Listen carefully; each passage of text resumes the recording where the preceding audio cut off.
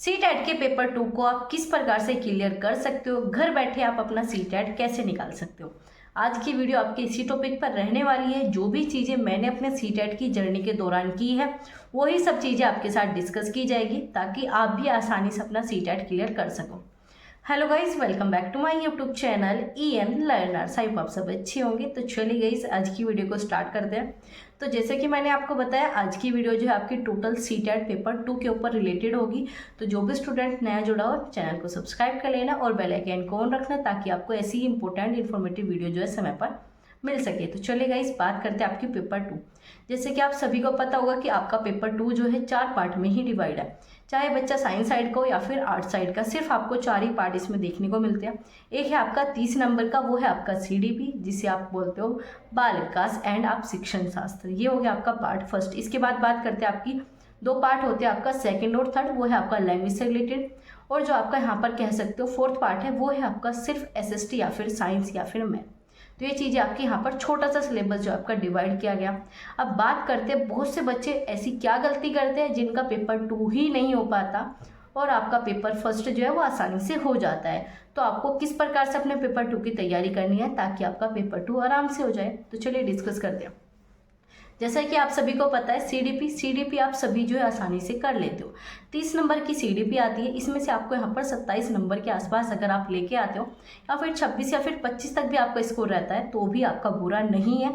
और CDP आपकी इतनी टफ भी नहीं होती है। अगर आप अच्छे से अपने कॉन्सेप्ट क्लियर करते हो तो CDP आपकी आसानी से हो जाती है। और ऐसी आपकी लैंग्वेज यहाँ पर 60 नंबर की होती है। एक आपका फर्स्ट और एक आपकी सेकंड। अगर आप दोनों पर फोकस करोगे, दोनों के लिए सिर्फ आप अपने प्रैक्टिस सेट लगाओगे। प्रैक्टिस सेट वो भी प्रीवियस ईयर को आपको सबसे ज़्यादा फोकस में रखना है। बहुत से स्टूडेंट क्या करेंगे, सारी चीज़ें पढ़ लेंगे लेकिन प्रीवियस ईयर क्वेश्चन नहीं करेंगे। आपको क्या करना है, प्रीवियस ईयर क्वेश्चन ही करने हैं अगर आप लैंग्वेज को क्लियर करना चाहते हो।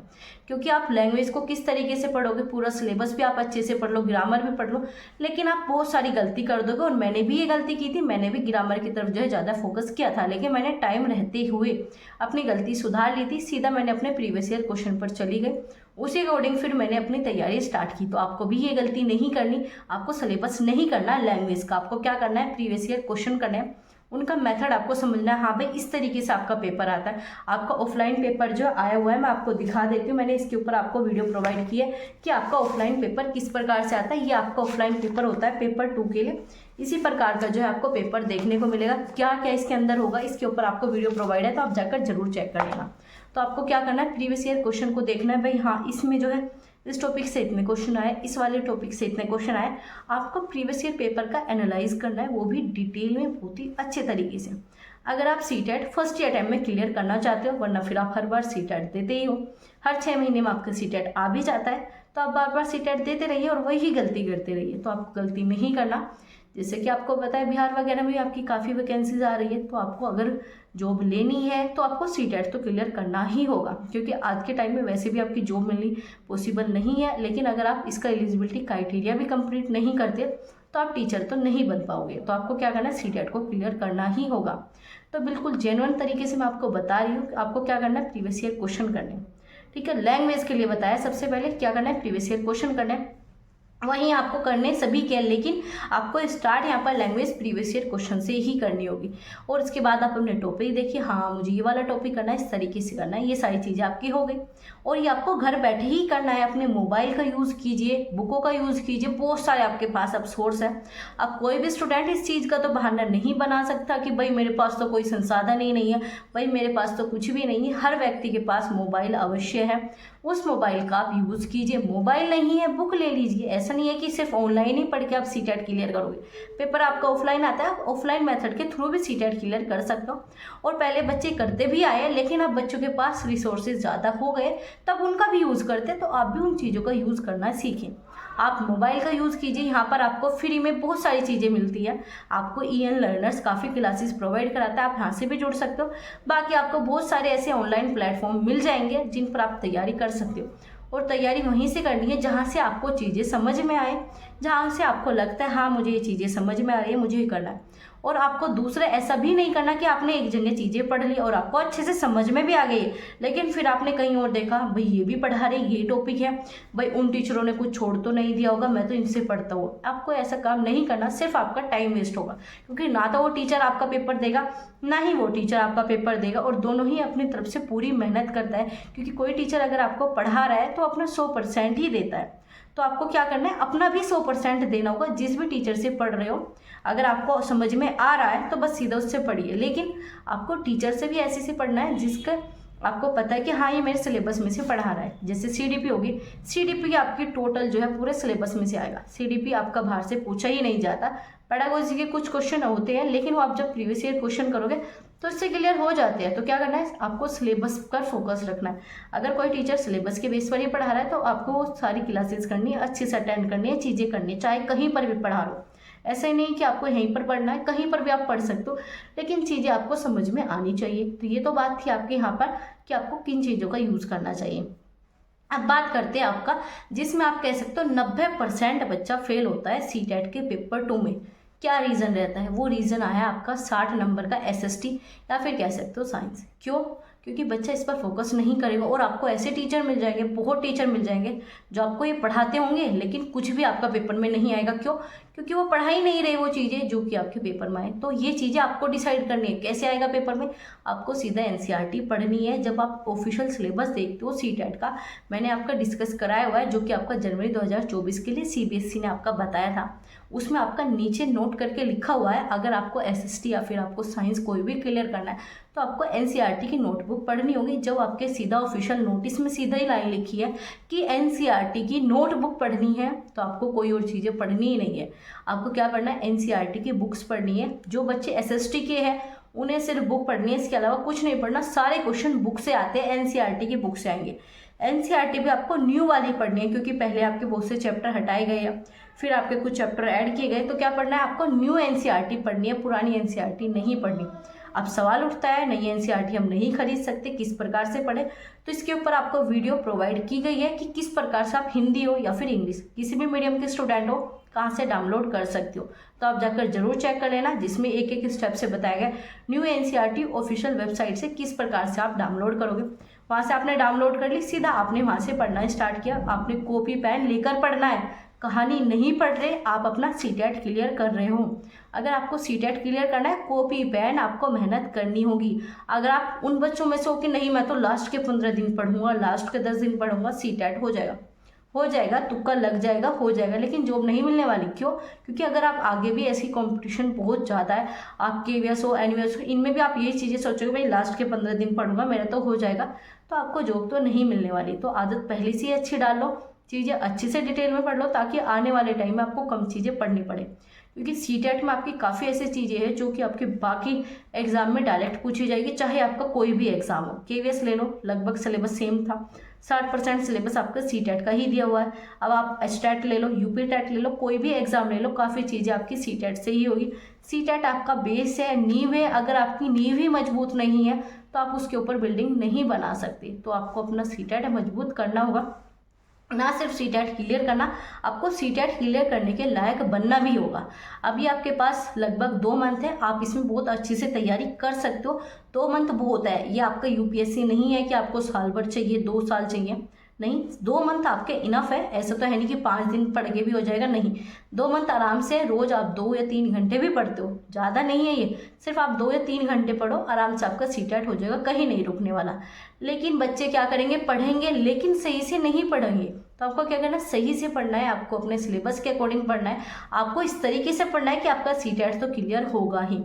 तो जैसे कि हम बात कर रहे थे, आपके यहाँ पर एसएसटी पर फोकस करना है, एनसीईआरटी के बुक पर।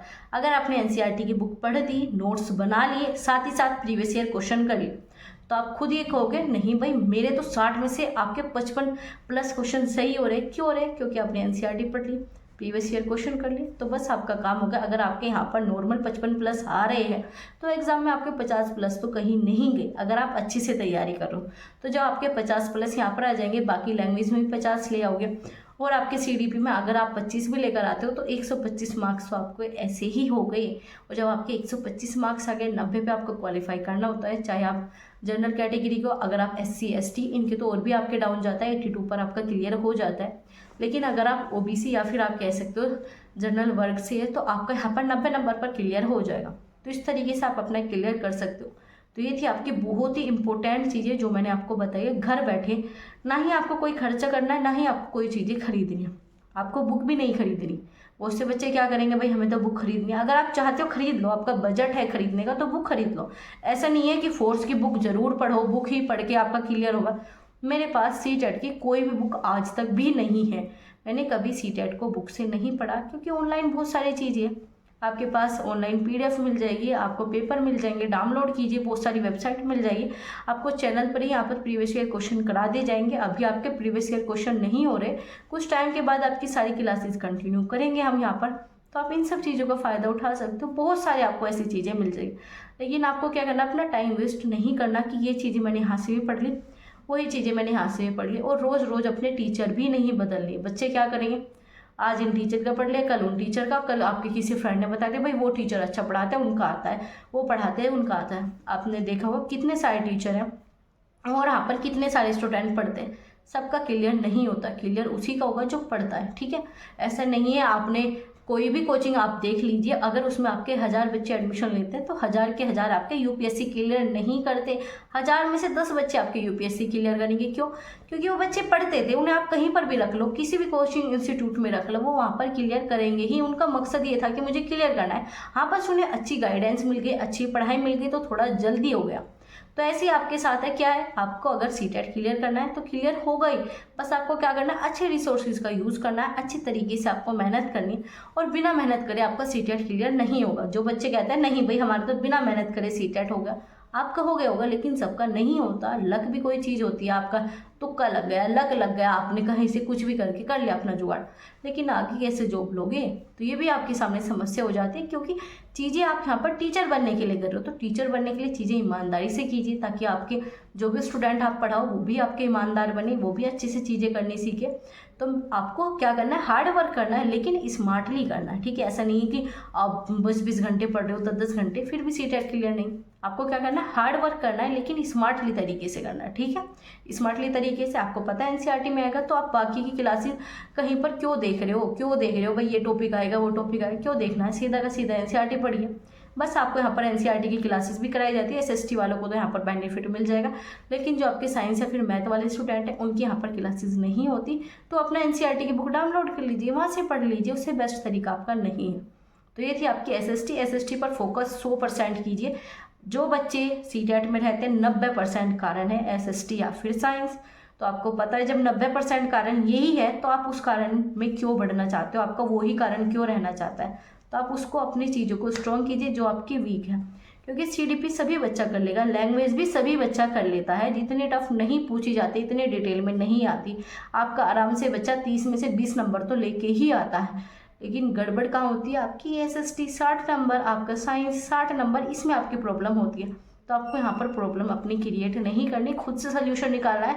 सोल्यूशन वैसे मैंने आपको बता दिया, आपको इसी तरीके से मेहनत करनी है। 2 महीने हैं आपके पास, आराम से CTET क्लियर हो जाएगा। कोई बच्चा ये कहता है मेरा CTET क्लियर नहीं हो रहा, आप ये चीज़ें कीजिए, आपका CTET क्लियर हो जाएगा, लेकिन ईमानदारी से कीजिए। क्योंकि जब तक आप चीज़ें ईमानदारी से, आपको अगर खुद ही फील नहीं होता हाँ भाई मैंने ये चीज़ें पढ़ी है, मेरे समझ में आई है, तब तक आपको खुद भी महसूस नहीं होगा कि हाँ मैं CTET को क्लियर करूँगा या फिर नहीं, ठीक है। क्लासेस देखने के किसी का भी CTET क्लियर नहीं होता, किसी का कोई भी टेस्ट क्लियर नहीं होता, कोई भी एग्जाम क्लियर नहीं होगा, कोई भी क्लासेस या कुछ भी देखने से। क्लियर तभी होगा जब आप चीज़ें देखते हो और उन्हें समझते हो, उनका रिवीजन करते हो। यही आपकी ट्रिक है। कोई भी टीचर हो या फिर कोई भी स्टूडेंट हो जिन्होंने चीज़ें क्लियर की है, वो आपको यही बताएंगे, चीज़ें पढ़ो, समझो, साथ में रिवीजन करो, चीज़ें आपके दिमाग में बैठनी चाहिए, चीज़ें आपको समझ में आनी चाहिए। अगर आप चीज़ें रिवाइज नहीं करते तो आप चीज़ें ऑटोमेटिक भूल जाओगे और एग्जाम में आपका कन्फ्यूजन रहता है। CTET में आपके 2 ऑप्शन ऐसे मिलेंगे जिसमें आपको लगेगा ये भी है ये भी है, तो ऑप्शन तभी क्लियर होगा अगर आपने रिवीजन किया होगा, क्योंकि काफ़ी क्वेश्चन ऐसे मिलेंगे जो आपने खुद से प्रैक्टिस की है, ठीक है, प्रैक्टिस की, लेकिन एग्जाम में सोचोगे भाई मैंने ये वाला लगाया था या फिर ये वाला। वो इसी वजह से होता है कि आपने दोबारा रिवीजन नहीं किया। अगर रिवीजन करोगे तो ये डाउट आपका रहेगा ही नहीं। तो ये आपकी सबसे इंपॉर्टेंट चीज़ें थी जो कि आपको फॉलो करनी है। साथ ही साथ मैंने आपको टैग वर्ड के ऊपर भी वीडियो प्रोवाइड किया। अगर आप उन टैग वर्ड को फॉलो कर लेते हो, उनसे भी आपके 50 क्वेश्चन जो है सही होने के चांसेस हो जाते हैं, क्योंकि वो टैग वर्ड ऐसे है जो कि आपको क्वेश्चन को बिल्कुल अलग करके दे देगा। हाँ भाई, इसका ये आंसर है।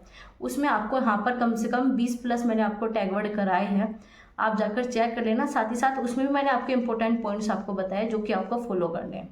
तो ये आपकी पेपर 2 के लिए थी, पेपर 2 को किस प्रकार से क्लियर किया जाए, सबसे इम्पोर्टेंट आपकी वीडियो थी। इस वीडियो को शेयर करना बिल्कुल ना भूलना। चाहे आपके कोई दोस्त हो जो सीटेट की तैयारी कर रहे हो, या किसी ने बीएड में एडमिशन लिया है, बीटीसी में, तो उनके साथ इस क्लास को बिल्कुल शेयर करना, ताकि उन्हें भी बेनिफिट मिल सके, वो भी अपनी गलतियों से बच सके, ताकि उनका सीटेट पहले ही अटैम्प्ट में क्लियर हो जाए। मैंने जो भी चीज़ें बताई है वो मैंने खुद फॉलो की थी, और इससे मेरा सीटेट क्लियर हुआ है, वो भी पहले ही अटैम्प्ट में। ना सिर्फ सीटेट, यूपीटेट, काफ़ी जो है चीज़ें क्लियर हुई है सिर्फ आपके एक बार पढ़ने से। जब मेरे एक बार पढ़ने से ये सारी चीज़ें क्लियर हो सकती है, तो आपकी भी हो सकती है। सिर्फ आपको क्या करना है, चीज़ें फॉलो करनी है, ईमानदारी से करनी है, और आपको वीडियो को शेयर करना होगा अपने दोस्तों के साथ। और जो भी नया जुड़ो, चैनल को प्लीज़ सब्सक्राइब कर लेना। तो चलिए गाइस, मिलते हैं आपसे अगली वीडियो में ऐसे इंपॉर्टेंट इन्फॉर्मेटिव वीडियो के साथ। Thanks for watching, keep learning, keep supporting, और ऐसे आप अपनी तैयारी करते रहिए, और सीटेट आपका इसी बार क्लियर हो जाएगा। बस आप मेहनत से पढ़िए, ईमानदारी से लगे रहिए।